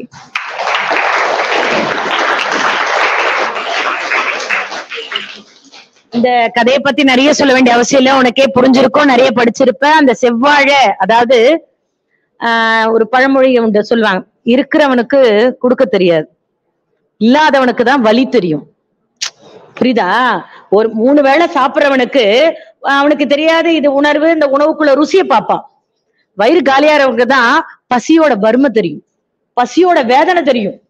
அப்ப என்ன ஆகும்னா, இன்னொருத்த அந்த பசியா இருக்கும்போது ஆஹா இது இல்ல அவனுக்கு நம்ம கொடுக்கணும்ன்ற எண்ணம் வரும். அந்த செவ்வாழையில அந்த குழந்தை அழறான். ஆனா என்ன ஆயிடுது, அவன் என்ன நினைக்கிறான், செங்கோடன் தனக்கு கொடுத்தவருக்கு இன்னொரு முதலாளிக்காவது ஒரு விஷயத்துக்கு உதவ என்னால முடியுது இல்லையா, மரத்தோட கொடுக்குற, அதுல எனக்கு ரொம்ப சந்தோஷம் அப்படின்னு நினைக்கிறான். அப்போ மனிதனுடைய இயல்பு எந்த அளவுக்கு அழகா இந்த கதை நமக்கு உணர்த்துது, அதுதான் நம்ம பார்க்கணும். என்ன நம்ம சும்மா மட்டும் இந்த கதையா பார்க்க கூடாது. இந்த கதை நமக்கு என்ன விஷயத்த சொல்லுது அழகா, தெளிவா நமக்கு என்னென்ன விஷயங்கள் இருக்கு. நம்ம உதவின்றது, எனக்கு உதவி செஞ்சான் ஆனாலும் நான் பதில நான் செஞ்சேன் அப்படின்னு இல்ல, மனுஷனா பிறந்துட்டோம், என்னால என்ன முடியுமோ இல்லாதவங்களுக்கு கொடுத்து உதவணும்ன்றதுதான் இந்த கதை. அடுத்தது துறவு. துறவுன்னா நீ முனிவர் தவக்கோலம் அப்படின்றது துறவு இல்ல. நம்ம ஒரு வாழ்க்கையில ஒரு லட்சியத்தை அடையணும் அப்படின்னா ஆசைகளை துறக்கணும். மாணவனா இருக்கோம், நம்ம எண்ணத்தை உருவாக்கணும், நம்ம லட்சியத்தை அடையணும், அப்ப நம்ம ஆசையை துறக்கணும். ஒரு பெற்றோர் அம்மா அப்பாவா இருக்காங்க, ஒரு குழந்தை ஒரு இலக்குக்கு கொண்டு போகணும், நம்மளோட ஆசைகளை துறக்கணும். அப்ப துறவுனா காட்டுல போய் ஒரு முனிவரா தவம் பண்ணி இருக்கணும்னு இல்ல, சில விஷயங்களை 5 சில விஷயங்களை கட்டுப்படுத்தி அந்த காலத்துல துறவு எது சொல்லுவாங்க, நம்ம உட்காந்துட்டு நம்ம சினிமாலாம் பார்த்திருப்போம், தவம் பண்ணிட்டு இருக்காருன்னா அவர் மேல புத்து கட்டி அதுல காலையில பகலா ராத்திரியா இரவா பொழுதான்னு தெரியாத அளவுக்கு வாழ்ந்த, அது மாதிரிதான் இது யதார்த்த வாழ்க்கையில இந்த துறவுன்ற சிறுகதை நமக்கு என்னத்தை உணர்த்துது. அது அழகா சொல்ல வர்றார் யாரு, திவ்ய பாரதி, இளங்கலை தமிழ் 3ஆம் ஆண்டு.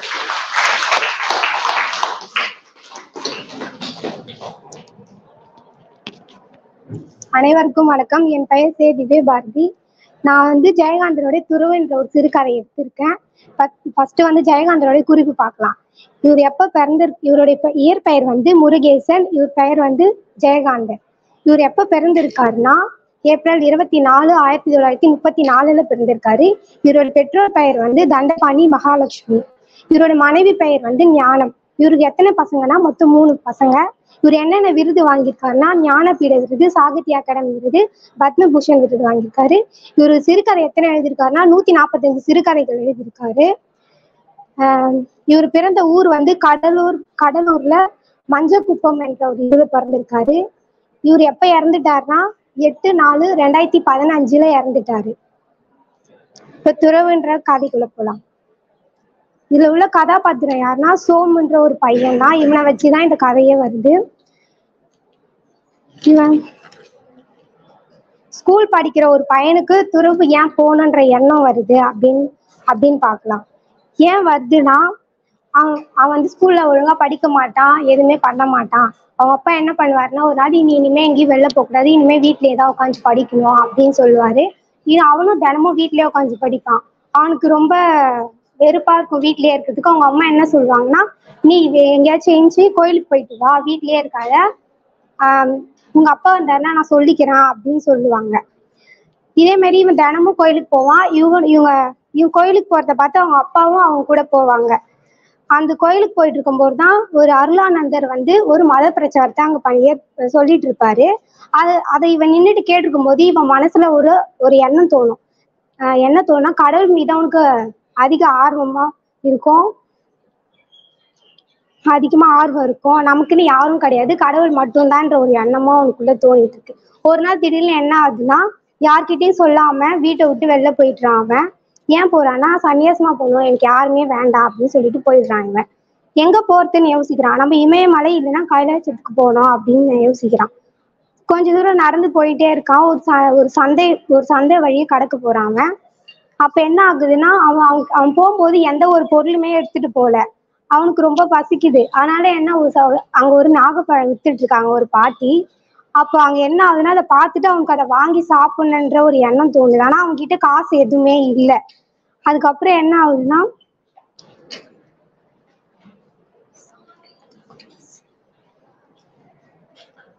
அந்த தாத்தா வந்து அந்த பையனை பார்த்துட்டு உனக்கு வாங்கி தரணுமான்னு கேட்கிறாரு. நான் ஒன்றும் பிச்சைக்காரன் இல்லை, எனக்கு ஒன்றும் யாரும் வாங்கி தர தேவையில்ல, எனக்கே வாங்கிக்க தெரியும் அப்படின்னு சொல்றான் அவன். அதுக்கப்புறம் என்ன ஆகுதுன்னா அந்த தாத்தா அவன் நடந்து போயிட்டான் கொஞ்ச தூரம். பொழுது சாய ஆரம்பிச்சு, இருட்டாயிடுச்சு. அங்க அவன் போற இடத்துல ஒரு தெரு விளக்கு கூட இல்லை, ஒரு வீடு எதுவுமே இல்லை. அவனுக்கு ரொம்ப மயக்கமா இருக்கு. ஒரு மரத்தடியில போய் உட்கார்றான். அவன் உட்கார்ந்துட்டு இருக்கும்போது அந்த அந்த அங்க நிறைய செடியெல்லாம் இருக்கு. அந்த புதர்ல இருந்து ஒரு பாம்பு வருது அவனை நோக்கி. அவன் அந்த பயத்திலே எழுந்துச்சு கொஞ்ச தூரம் நடந்து போயிடுறான். நடந்து போயிட்டு திரும்ப கொஞ்ச தூரம் நடந்து போயிட்டு உட்காடுறான். உட்காந்து உடனே அவனுக்கு ஒரு மாதிரி மயக்கமா வருது. மயக்கத்திலே கீழே விழுந்துடுறான் அவன்.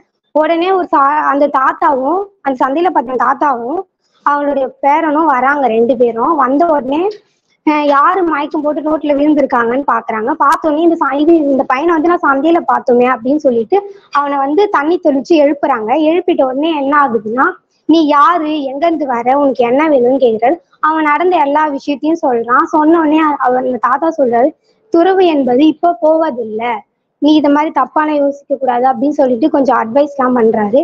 பண்ண உடனே அதுக்கப்புறம் என்ன ஆகுதுன்னா, எனக்கு வீட்டுக்கு போகணும் அப்படின்னு சொல்றான் அவன். உங்க வீடு எங்க இருக்குன்னு கேட்டோடனே அவன் சொல்றான், இதே மாதிரி சந்தைக்கு காலையில போவாங்க, அவங்களோட உன்னை அனுப்பிச்சு வைக்கிறேன் அப்படின்னு சொல்றாரு அந்த தாத்தா. அவனும் மறுநாள் காலையில விடியற் காலையில அவங்க வீட்டுக்கு போறான். அவங்க அம்மா நின்றுட்டு கோலம் போட்டுட்டு இருக்காங்க. அவங்க அம்மான்னு கூப்பிட்ட உடனே யாரு இவ்வளவு விடியற் காலையில கூப்பிடுறாங்கன்னு சொல்லிட்டு பாக்குறாங்க. பார்த்த உடனே என்ன ஆகுதுன்னா, நீ எங்கப்பா போன அப்படின்னு கேக்குறாங்க அந்த பையன்கிட்ட. நான் சன்னியாசமா போனேம்மா, எனக்கு இங்க இருக்கிறதுக்கு பிடிக்கல அப்படின்னு சொல்லிட்டு அங்க நடந்த எல்லாத்தையும் சொல்றான் அவங்க அம்மா கிட்ட. உடனே அவங்க அப்பா வெளில வராரு. எங்க போன அப்படின்னு, நம்ம பையன் வந்து நீங்க சொன்னீங்களே சொந்தக்கார வீட்டுக்கு போயிருப்பாங்கன்னு, அவன் அங்க போல, அவன் சன்னியாசமா போயிட்டு வந்திருக்கான் அப்படின்னு சொல்றாரு. உடனே அவங்க அப்பா உள்ள கூப்பிட்டு போறாரு. அப்பா சோமு வந்து ஒரு விஷயத்த உணர்றான். நம்ம ஒருத்தர் மீது மட்டும்தான் பற்று வைக்கணும் அவசியம் இல்லை, நம்ம சுத்தி இருக்கவங்க எல்லார் மீதையும் நம்ம அன்பா இருக்கணும் அப்படின்றதுதான் இந்த கடை. நன்றி, வணக்கம்.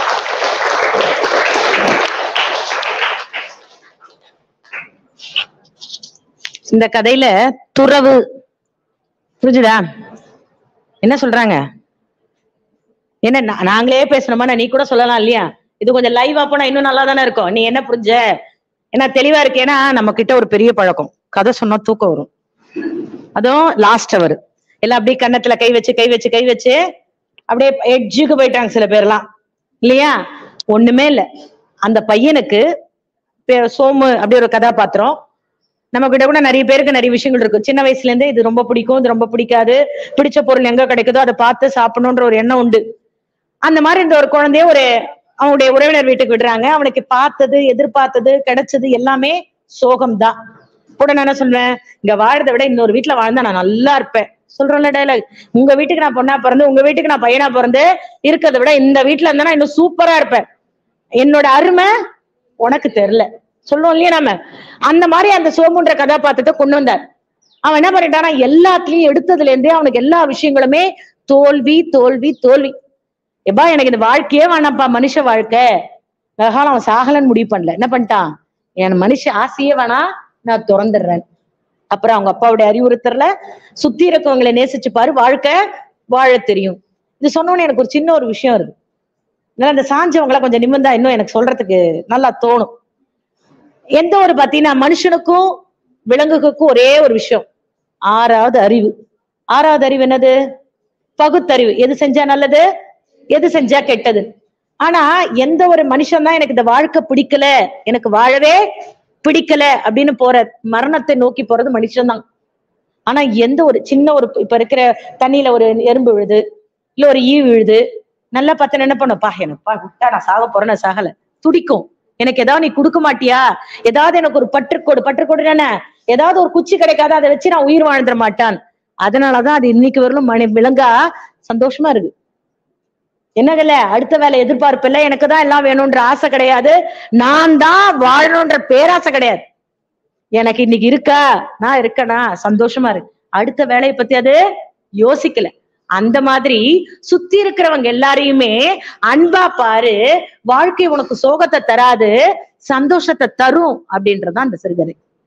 ஓகேவா? கடைசியா பொம்மை, அழகா ஒரு பாட்டு வரும், நீயும் பொம்மை நானும் பொம்மை நினைச்சு பார்த்தா எல்லாம் அப்போ சாதாரண பொம்மைன்னு வாங்கி வச்சிடறோம். கேள்வி கேட்டா பொம்மை ஆயிடும். கம்பருக்கு ஏன் பேருன்னா ஒரு பேருக்காரமே உண்டு. எதை கேட்டாலும் கம்பம் மாதிரி நிப்பேன் இருக்கு இல்லையா? கேள்வி கேட்டா நான் பொம்மை. கரெக்ட் தானம்மா? அப்ப அந்த பொம்மைக்கும் உணர்வு இருக்கா? அந்த பொம்மையும் பேசினா எப்படி இருக்கும்?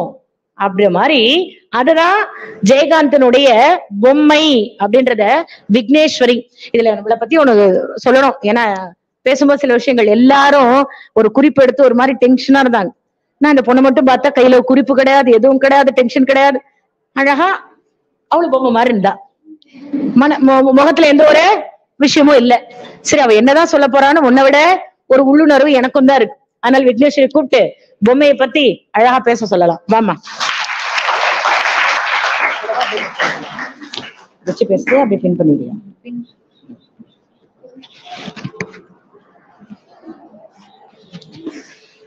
எனது பேர் சா விக்னேஸ்வரி. இளங்கலை முதலாம் ஆண்டு, இளங்கலை தமிழ் 2ஆம் ஆண்டு பயின்று வருகிறேன்.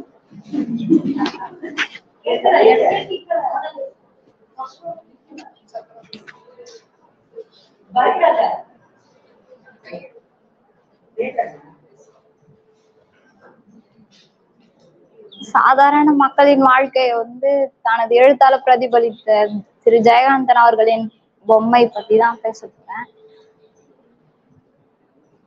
இந்த வீதியிலே கிருஷ்ண மந்திரன்றதுதான் கொஞ்சம் வசதியானவங்க. அவங்க வீட்டுல ஒரு பெண் குழந்தை பிறந்த உடனே அவங்களுக்கு ராணி என்ற பேர் வச்சாங்க.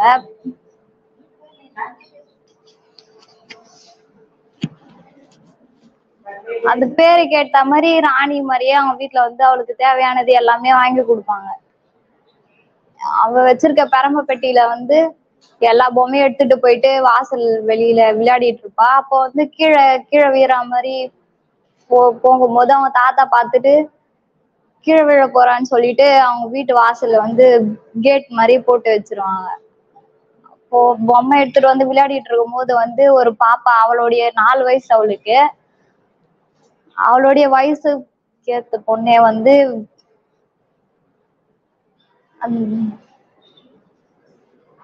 கேட்டு வழியா நின்று அவளையே பாத்துட்டு இருப்பா. சட்டை போடாம முடியெல்லாம் தலை விரிச்சு போட்டுட்டு அவளையே பாத்துட்டு இருப்பா. ஐயா, நீ என்ன சட்டை போடல அப்படின்னு சொல்லிட்டு கண்ணை மூடிட்டு பாத்துட்டு இருப்பா. அவளை கேட்ட உடனே அவ கேக்குற கேள்வி, ராணி கேக்குற கேள்விக்கெல்லாம் அவ பதில் சொல்லிட்டே இருப்பா. உனக்கு யாரு பொம்மை வாங்கி கொடுப்பா, உங்க வீடு எங்க இருக்கு அப்படின்னு சொல்லிட்டு கேட்டுட்டே இருப்பா. அவளும் ராணிக்கு கேக்குற பதிலுக்கெல்லாம் கேள்விக்கெல்லாம் இவ பதில் சொல்லிட்டு இருப்பா. உங்க வீடு எங்க இருக்குன்னு கேட்ட உடனே இங்கதான் இருக்கு, இந்த தெரு முனையில கோணிப்பை இழுத்து போட்டு வச்சிருக்கதான் எங்க வீடு அப்படின்ட்டு சொல்லுவா. ஆனா அவளுக்கு தெரியாது அந்த வீடு எங்க இருக்கு அப்படின்னு சொல்லிட்டு. அவங்க வீட்டுல அவங்க தம்பி பாப்பா பிறந்திருக்கு. அவங்க அம்மா என்ன பண்றாங்கன்னா அவங்க தம்பி பாப்பாக்கு குளிக்க வைக்கிறாங்க. என்ன அது சத்தம் சொல்லிட்டு அவ எட்டி பாக்குறா. பார்த்த உடனே என் தம்பி தான் குளிக்க வச்சுட்டு இருக்காங்க அப்படின்ட்டு ராணி சொல்றா அவகிட்ட. சரி என்னிட்டு அவங்க அம்மா கூப்பிடுறாங்க, சிவகாமி சிவகாமி அப்படின்னு சொல்லிட்டு கூப்பிடுறாங்க. நானும் சரி போயிட்டு வரேன் அப்படின்னு சொல்லிட்டு அவ வீட்டுக்கு போயிடுறா. அவங்க வீட்டுல அவங்க பாப்பா பிரெக்னெண்டா இருப்பாங்க. அப்பவே அவங்க அப்பா இறந்துட்டு இருப்பாங்க. அவங்க அப்பா மாதிரியே தான் அவங்க பாப்பா இருப்பா. அவங்க பாப்பாவுக்கு சீக்கு மாதிரி அடிக்கடி உடம்பு சரியில்லாம இருக்கும்.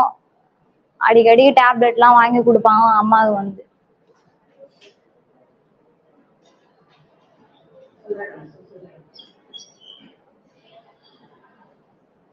வாங்கி கொடுக்குறப்ப சிவகாமி அவங்க அம்மா கிட்ட கேட்பாங்க, அம்மா எனக்கு சட்டை வேணும், எனக்கு பொம்மை வேணும் அப்படின்னு சொல்லிட்டு. எங்க சட்டை இருக்கு, பொம்மை எல்லாம் எதுவும் இல்ல அப்படின்ட்டு சொல்லுவாங்க அம்மா. அந்த பெட்டியில தான் இருக்கு, அந்த சட்டை எடுத்து கொடுமா அப்படின்ட்டு சொல்லுவா அவ.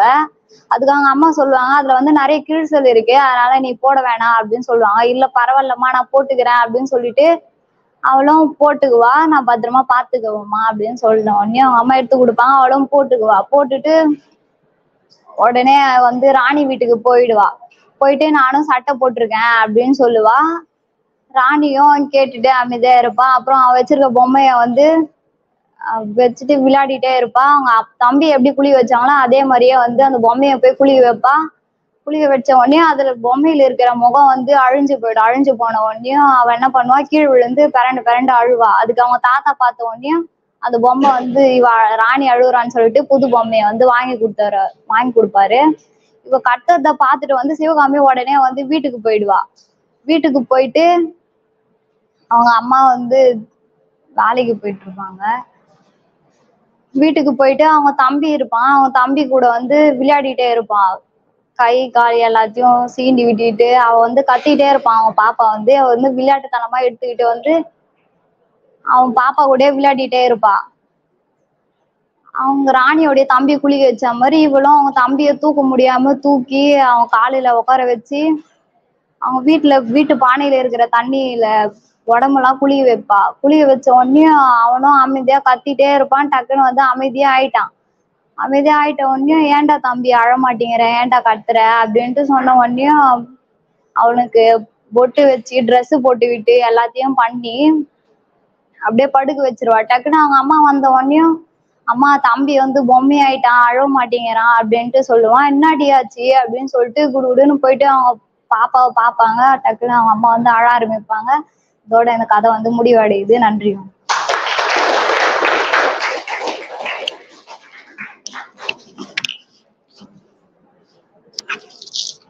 அதாவது இது பொம்மை புரிஞ்சிருக்கும்னு நினைக்கிறேன். கதை புரிஞ்சுதா? புரியலையா? என்ன பொம்மை அப்படின்றது அந்த என்னன்னா, செல்வ வளம் படைத்த ஒரு குழந்தை எப்படி இருக்கும், வறுமையில இருக்கிற ஒரு குழந்தை எப்படி இருக்கும். அந்த குழந்தைக்கு ஒரு குழந்தை அவங்க என்ன பண்ணிருக்காங்க, இந்த ராணி என்ற பேருக்கு ஏத்த மாதிரி அந்த குழந்தைய அழகா வளர்க்கக்கூடிய குடும்பம், செல்வம் இருக்கு. அந்த பொண்ணுக்கு ஒரு பொம்மை உடைஞ்சு போனா உடனே வாங்கி கொடுக்க அவங்க தாத்தா நிறைய பொம்மை வாங்கி கொடுக்குறாரு. ஓகேவா? ஆனா இந்த பொண்ணு இருக்கக்கூடிய அந்த சிவகாமின்ற அந்த பொண்ணுன்னு பார்த்தீங்கன்னா ஏழ்மை. அவளை உடலை மறைக்கிறதுக்கு கூட அவகிட்ட ட்ரெஸ் இல்ல. அப்ப அந்த பொண்ணு சொல்லும், அந்த சிரிச்சுட்டேப்பா நீ ட்ரெஸ்ஸே இல்ல, ட்ரெஸ் போடாதவங்களை பார்க்க கூடாது, எங்க தாத்தா சொல்லியிருக்காருன்னு கண்ணை முடிக்கும். அப்பதான் அதுக்கு ஓஹோ ட்ரெஸ் இல்லைன்னா பார்க்க கூடாதுன்றத கூட சொல்லி கொடுத்துருக்காங்க. அப்ப நம்ம ட்ரெஸ்ஸே போடலைன்ற உணர்வு கூட அந்த குழந்தை, ஏன்னா அந்த அளவுக்கு வறுமை. ஐயோ என்ன பண்றது, அந்த பொண்ணு என்ன பண்ணுது, ஒரு பொம்மை அழிச்சிடும், உடனே அவங்க தாத்தா இன்னொரு பொம்மை வாங்கி கொடுக்குறாரு. அப்ப அந்த குழந்தைக்கு தனக்கு பொம்மையே இல்லையே விளையாடுறதுக்கு போது போய் பாக்குது, அது பெட்டியில கிழிஞ்சு போன ட்ரெஸ் இதெல்லாம் இருக்கு. அட்லீஸ்ட் நான் ட்ரெஸ்ஸே போடாம இருக்கிறதுக்கு கிழிஞ்சு போன ட்ரெஸ் அது கூட போட்டுட்டு இப்படி அப்படியே அவங்களுடைய வாழ்க்கை போயிட்டு இருக்கு. அப்ப அவங்களுடைய எது என்ன பண்ணிருக்குன்னா, அந்த குழந்தை தன்னுடைய தம்பியோ குளிக்க வைக்க இந்த விஷயங்கள்லாம் செஞ்சிருக்க. அந்த குழந்தைக்கு நீ சின்ன வயசுல செய்வல பொம்மைக்கு இதெல்லாம் பண்ணி, அது மாதிரி அந்த குழந்தைய நினைச்சு அந்த குழந்தை செஞ்சிடுச்சு, பொம்மைன்னு நினைச்சு. அதுக்கு தெரியாது தன் தம்பி, அதுக்கு ஒரு குழந்தை, அதுக்கு உணர்வுன்ற விஷயங்களை மறந்து போய் அந்த குழந்தை இந்த விஷயங்களால என்ன ஆயிடுச்சு, இறந்து போயிடுச்சு. ஆனா அந்த குழந்தை கிணத்துல தம்பி தூங்கிட்டு இருக்கான், அழவே இல்லை அப்படின்னு நினைச்சிட்டு இருக்கானா, அங்க அந்த குழந்தை இறந்து போச்சு. இது அந்த கதனுடைய விஷயம். இங்க என்ன சொல்றாங்க அப்படின்னு பாத்தீங்கன்னா, பொம்மை அப்படின்னும் பொழுது நம்ம நினைக்கிறது அசைவற்ற உடல். உயிரோட இருந்த ஒரு குழந்தை இறந்து போச்சு வறுமையின் காரணமா, சில உடல்நிலை இல்ல, உடல்நலம் குறைவு காரணமா. அது கூட தெரியாம அந்த குழந்தை அது பொம்மைன்னு நினைச்சு விளையாடிட்டு இருக்கு அப்படின்றத விஷயம் சொல்றாங்க. அப்ப நாம என்ன நினைக்கிறோம், நம்ம இந்த கதை மூலம் நமக்கு என்ன தோணுது அப்படின்னா, இந்த வறுமைன்ற விஷயங்கள் எப்படி எங்கெங்கயோ மாறி ஒரு உயிரை கூட, அந்த நல்ல விஷயம் ஹாஸ்பிட்டல் போகக்கூடியதுன்னா அந்த குழந்தைய காப்பாத்திருக்கலாம், அதை கூட காப்பாற்ற முடியாத சூழலை வாங்கி அந்த குழந்தை இறந்தே போச்சுன்ற விஷயத்த சொல்றாங்க. அப்போ இருக்கிறவங்களுக்கு ஒரு வாழ்க்கை, இல்லாதவங்களுடைய வாழ்க்கை எப்படியெல்லாம் துன்பம் படுது அப்படின்றத சொன்னாங்க. இதுல ஓரளவுக்கு முடிஞ்ச அளவுக்கு சொல்லியிருக்காங்க. ஆனா ஆக்சுவலி சிறுகதை சொல்லும் பொழுது முதல்ல கேரக்டர் யாரு, அவங்க கேரக்டருக்கு கூடிய ரிலேஷன்ஷிப் என்ன வந்து அந்த கதையை சொல்லுது, அப்படி சொன்னாதான் கேட்கறவங்களுக்கு சரி சொல்றவங்களுக்கு சரி ஒரு தெளிவு இருக்கும். அதை விட்டுட்டு நீ கதை மாதிரி சொல்லாம சொன்னீங்கன்னா ஒரு தெளிவு இருக்காது. அதனால சில கதைகள் நம்மளால புரிஞ்சுக்க முடியாத ஒரு உணர்வு இருக்கு. ஆனால் இனி வரும் காலங்கள்ல சிறுகதைன்னு எடுக்கும் பொழுது இந்த அமைப்புலையும் எடுத்தா இன்னும் நம்ம இந்த நிகழ்வு ஒன்னும் சிறப்பா அமைக்கலாம். கடைசி ஆரம்பிக்கும் போது ஒரு கதை சொன்ன மாதிரி முடிக்கும் போது ஒரு கதை சொன்னதுன்னு சிறுகதைக்கு ஒரு டச் வரும்.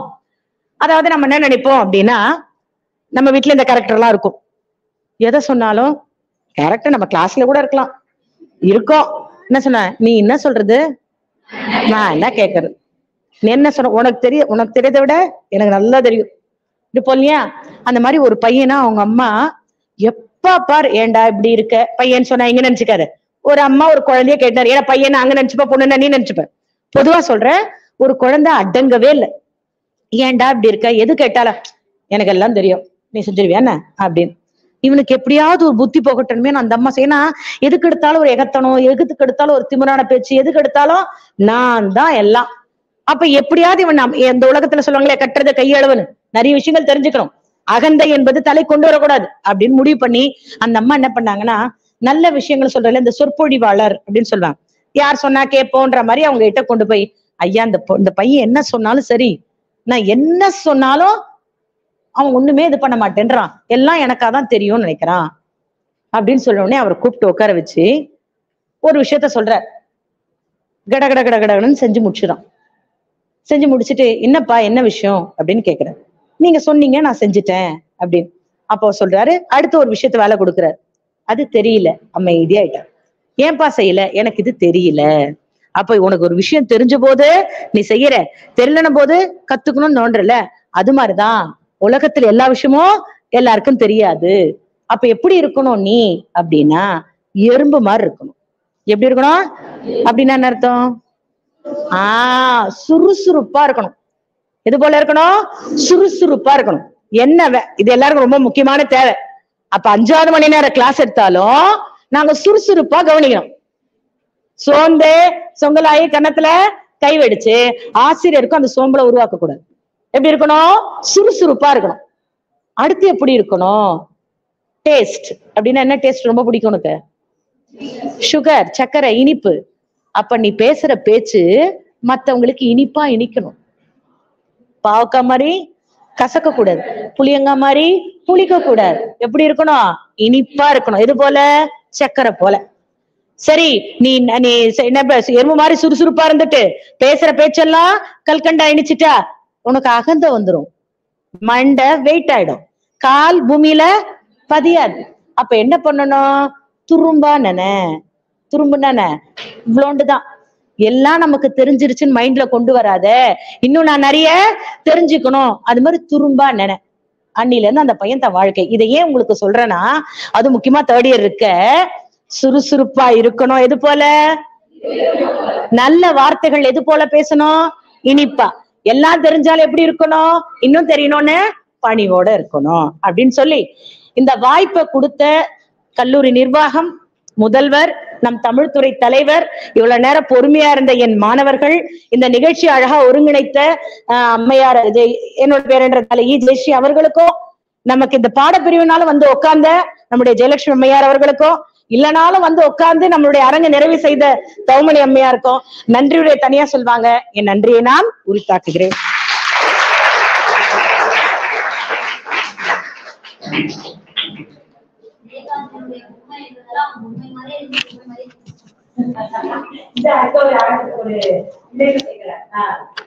அனைவருக்கும் வணக்கம். ஸ்ரீ சங்கரா கலை மற்றும் அறிவியல் கல்லூரி 2024-25ஆம் ஆண்டு 25ஆம்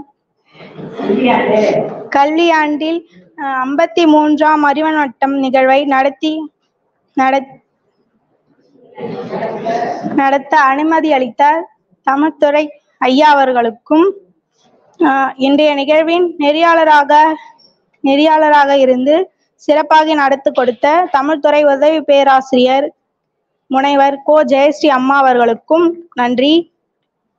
சிறுகதை என்ற பொருண்மையில் பல எழுத்தாளர்களின் கதைகளை நம்மிடம் பகிர்ந்து கொண்ட எம் துறை தோழமைக்கும் என் துறையின் சார்பாக நன்றிகளை தெரிவித்துக் கொள்கிறேன்.